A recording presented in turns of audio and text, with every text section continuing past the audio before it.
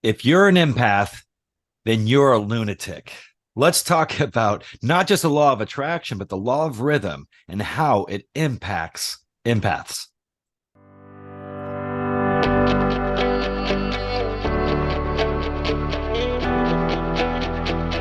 Hi, this is Daniel Lakstins, and you're listening to the Ultimate Reality Surfing Program.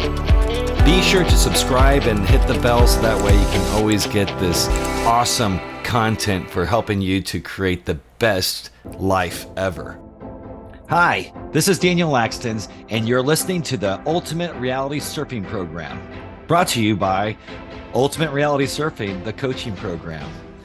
Run over to ultimaterealitysurfing.com and download a free copy of Designing Your Perfect Reality. Now, today we're going to talk about lunatics. So if you're an empath, if you identify as an empath, that means that you're a lunatic. Well, what is that supposed to mean? But before we get into that, let me introduce my guest and co-host, Ronan. Todd Ronan. How's it going, Todd? Hey, Daniel. Good to see you. Thank you for having me again. Yeah, absolutely. And don't forget, Todd Ronan, he has his own podcast that talks about remote viewing. And it's at realityforecast.com, right? That's right. At Reality Forecast on YouTube, Reality Forecast on the web.com. And you can reach me to get a discount on a 60-minute psychic reading. You can meet me there to learn more about my remote viewing classes, my telepathy classes, and everything else that I'm doing. Catch up there. If you want to increase your energy, what Todd teaches really helps you practice energy. He teaches you a lot of techniques that help you to work with your energy. It's amazing. But Thank Todd, you. Are you a lunatic? I am not an empath. I am, but I'm a lunatic. Well, I'm a recovering lunatic. This concept is coming from, I know a lot of people that are listening right now might be thinking, oh, but the truth is it's very kind that we feel or have empathy for people and we feel their pain. But the whole concept of this is that if you're feeling someone's pain and then you're actually pulling yourself down, how do you have enough energy to truly help others? And so before the end of this podcast, I'm hoping to convince you, the listener, that you no longer want to be a lunatic.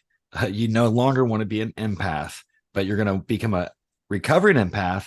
And that the whole concept here is how you can heal yourself to not be that way anymore. And I mean, but it is a gift, but it's a gift that does not keep giving. It actually keeps taking from you as a person.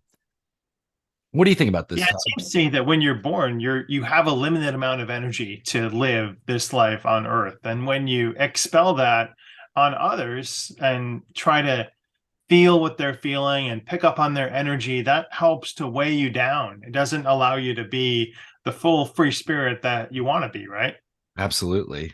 And the thing is too, so, I mean, we have two words there. We have sympathy, then we have empathy. And I remember when I was younger, I was like, I feel sympathy for people, but I actually feel the empathy. And because I really feel their pain when I'm talking with them. And then you get around a group of people and they're talking so many subjects of negativity that it's too much and you got to get away. And then you're re-emphasizing or you're solidifying this concept in your own mind when you're talking to others and saying, oh, I'm an empath. Yeah, I feel their pain. I have to get away from people. I have to get away from people. Have you ever said that to yourself? Does it matter the people you hang out with? I mean, is it good energy people and bad energy people that even both of them, do they create an imbalance within you as an empath? Well, right. So an empath will say that. They'll say that, well, whenever this happens, then it may ruin my whole day. And I tell you, yes, it would happen. For me, I'm a happy guy, always happy. And I had to just get away from people that, I get into a situation, say you go to a bar, and you walk in the bar and everything's really smooth and happy. And the next thing you know, you hear some incident going on off to the side. You look over and maybe it's a bachelor party, or maybe it's usually it's usually a bachelorette party. And one of the bachelorettes is upset at the girl that's getting married. And next thing you know, there's all this drama, and the whole room starts to turn cold, and it feels awful. And I tell you, if you do experience that situation, just get the hell out. Why not? Right? Go and find a place where you can be the energy. When you walk into a room, when I walk into a room, the energy changes. If there's negativity, the energy will change into positivity. And then people are just super happy. I'd go to our private millionaire club that I've taken you to, Ronan.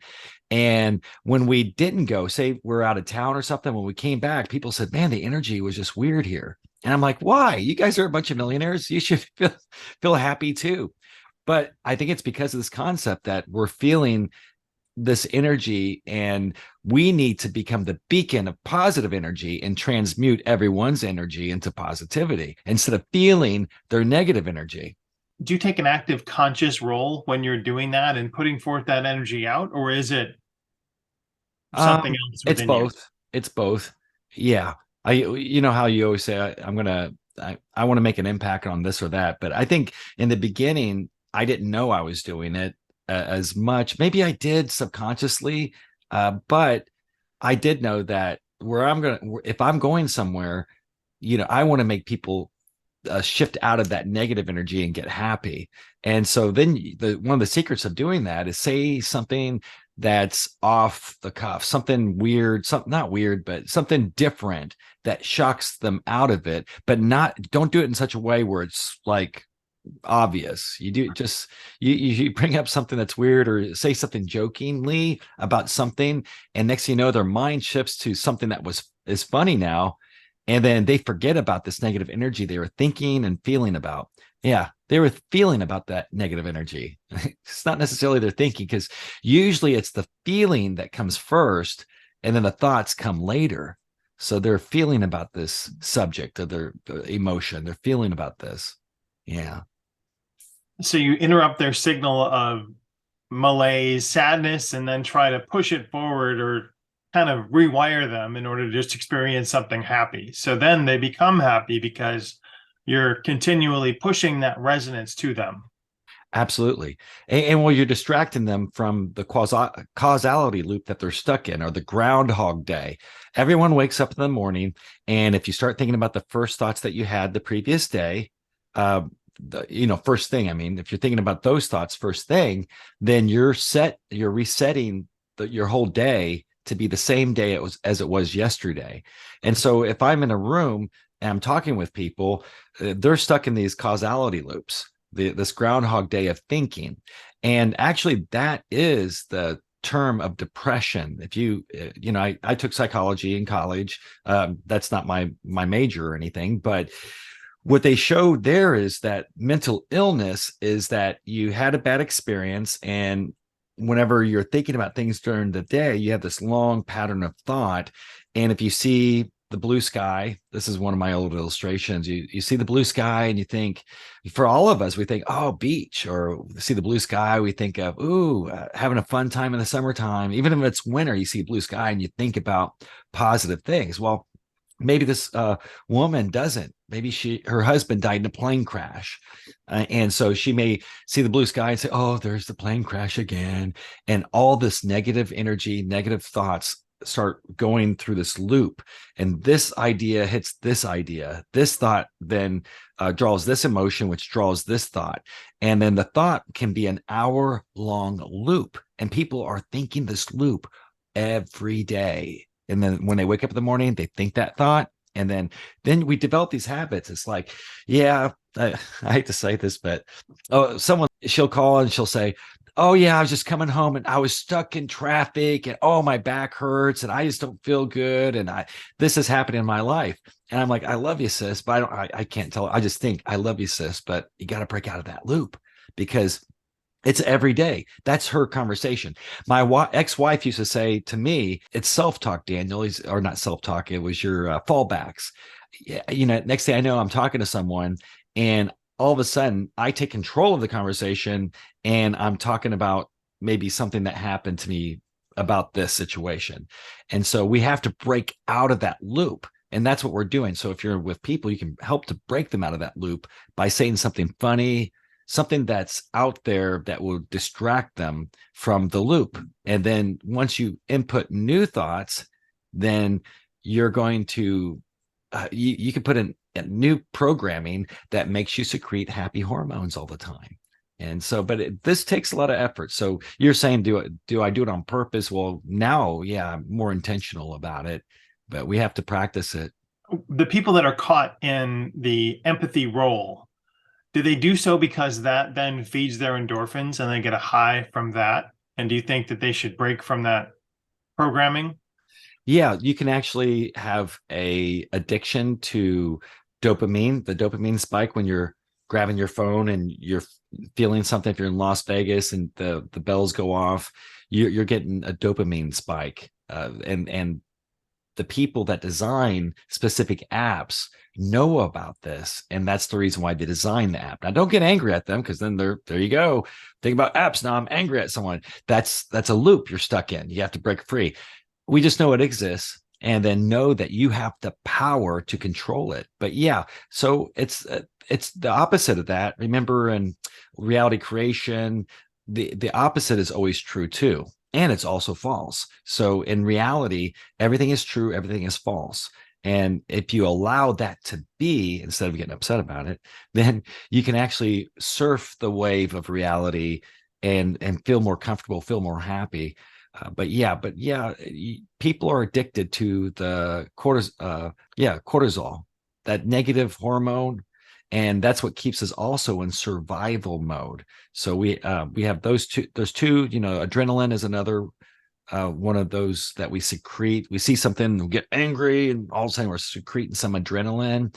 And if you notice this happening to you, look at your watch and notice what time of the day, because what happens is your body wants to have that little bit of rush, and it's not the person that you're angry at.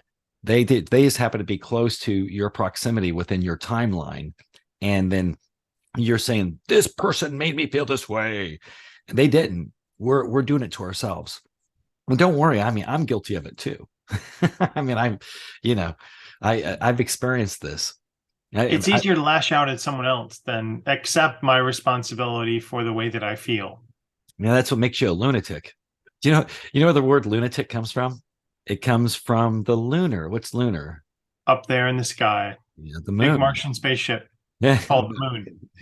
So the lunar landing, we know the term lunar in Spanish or Latin, it means the moon. And so lunatic is under this paradigm of the past that scientists or different ones would notice that people act crazy around the full moon or at the new moon, both sections. And I've experienced this. I mean, I heard the evidence put forth. They say the animals will act like lunatics. And so that's where the term lunatic comes from. And if you're an empath, you're totally a lunatic, because you're feeling this energy, and it's all from the law of rhythm. But if you want to escape this lunacy, no, anyways, you want to escape this, what you have to do is rise above. And that's in the Kabbalion, in the Hermetic teachings.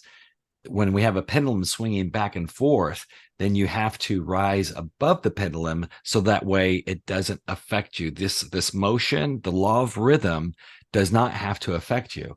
And we have proof of that, because do all animals go crazy and nuts when the moon cycle comes? No, right? They're tapped into the universal consciousness. The animals that go nuts are the owners' animals, the owners that are lunatics. And the animals are reflecting their owner's personality or emotions that the animal's feeling off. Well, animals are they're empaths. but that's the whole point, is we don't have to be lunatics anymore. We can become recovering empaths. What are some of the steps people should take to recover from being an empath? And they want to help, but it's at the expense of their own sanity. In all of law of attraction techniques, reality creation techniques, it's all about waking up.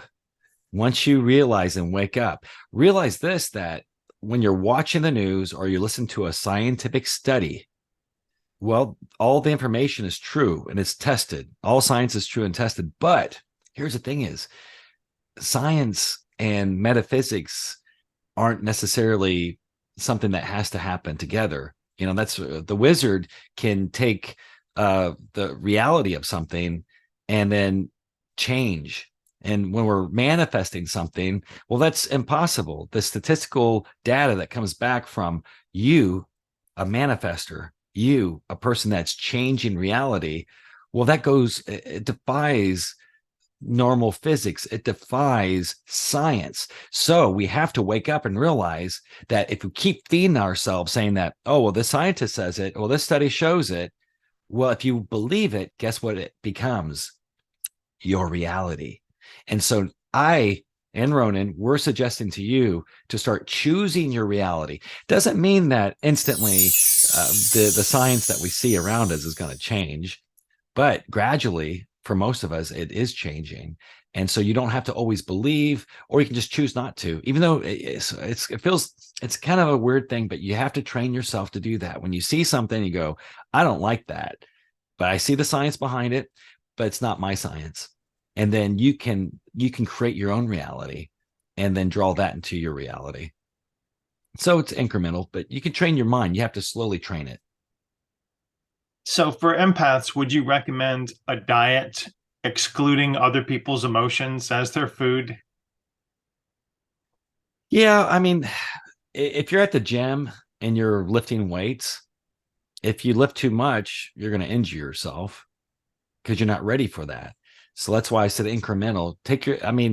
Be kind to yourself, be loving to yourself. That there's a good word. Be loving and know that where you're at in the stream of time is the perfect spot.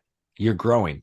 Most people that are listening to this, you wouldn't be listening to this very podcast unless you're ready to hear this, because this is pretty heavy. This is much higher level of a law of attraction teaching than you've ever heard before. Right. So that what I'm saying is that you're in the right place, the right time right now. So just allow things to be and then make incremental adjustments in your mind. And what I've been doing even for myself is every time I say something negative, or I'll see there's so many of them and I can't. I'm trying to think of something. Can you think of something negative that we'll say? Something happens and we react and we say, "Oh, I should have known better." Well, that's a terrible one. Yeah, I mean, you could always say, "So I'll program that one. Oh, I should have known better," and I'll get ready to say that. I'll say, "Oh, wow, I just made a discovery. Hey, this is great. I'm getting better." And that way you're being easy on yourself, but you are going to keep improving. But if you keep saying that I should have known better, then next week it'll happen to you again. And then the universe will keep providing you with circumstances where you should have known better. But if we can slowly catch each of these, then we can start programming or just memorizing. This is like memorization and doing your alphabet. Why is it A and A? Because someone taught us to do that, right? But then we have language. It's the same thing in your language. To change from being an empath to being, oh, by the way, what you want to shift to is you're still a caring person. You may still have sympathy, but you're being concerned. You want to shift from being empathic to being concerned. We have concern for people, but we don't have to feel their pain, because if we're feeling their pain and then we feel everyone else's pain, then there's nothing left for you to give. That concern would help because you're still compassionate, you're still caring, but you're not being empathic anymore. And I think the real delineation is when you're empathic, you're pulling on and taking upon all those energies around you. And when you're showing compassion, you're exposing yourself, you're pushing forward your ability to care instead of drawing it upon others. Yeah. Yeah. And remember, though, that if you can, instead of feeling empathy, if you can start visualizing what you want them to be. If you see someone and maybe it's a family member that's overweight, if you sit there and say in your mind, you go, oh, they're overweight. Well, you're casting a spell. You're actually creating reality that to keep them as a heavy set person. So that's empathy. But what you do though instead is visualize them to be the way that to be their healthy true self. So whenever you see something that's out of whack, bless that person and visualize them. If you think that person's evil, then just visualize like, oh, you know what, I'm just visualizing what that person would be as a good person. And one, it makes you feel better when you do that because you're not feeling that anger energy rushing through your body, but you're actually creating that reality. It can show up sometimes within a few weeks, sometimes within a few months. If someone is irritating you at work and you don't like it and you're angry every day, that's not good for you.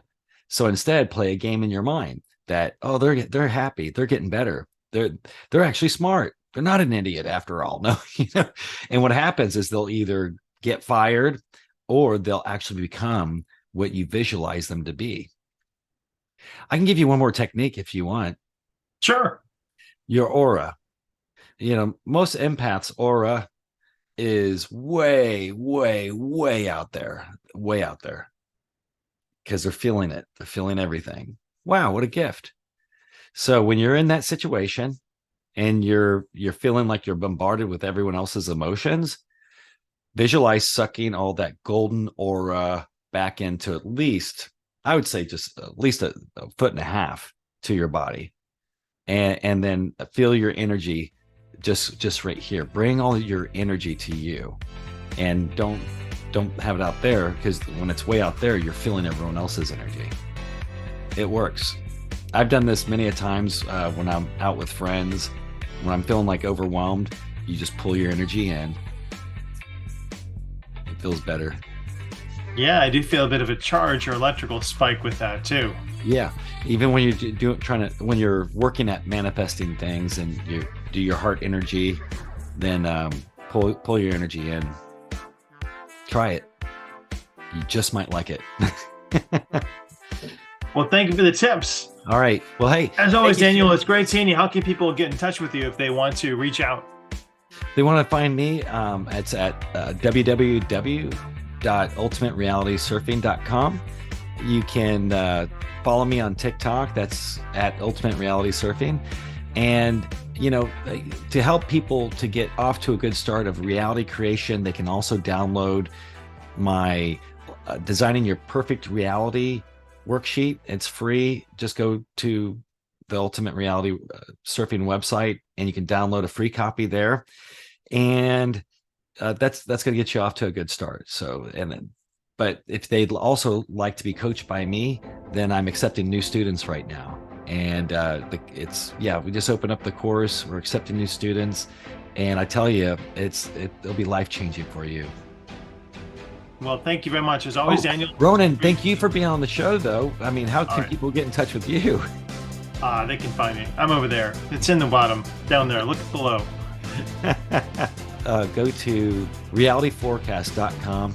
And Ronan also teaches TAP. It's a wonderful program that if you ever wanted to learn remote viewing, which is incredible. Now is the time. Yeah, sign up. All right, Ronan. Thanks so much. Next course starts soon. Thanks, everybody. See you next time.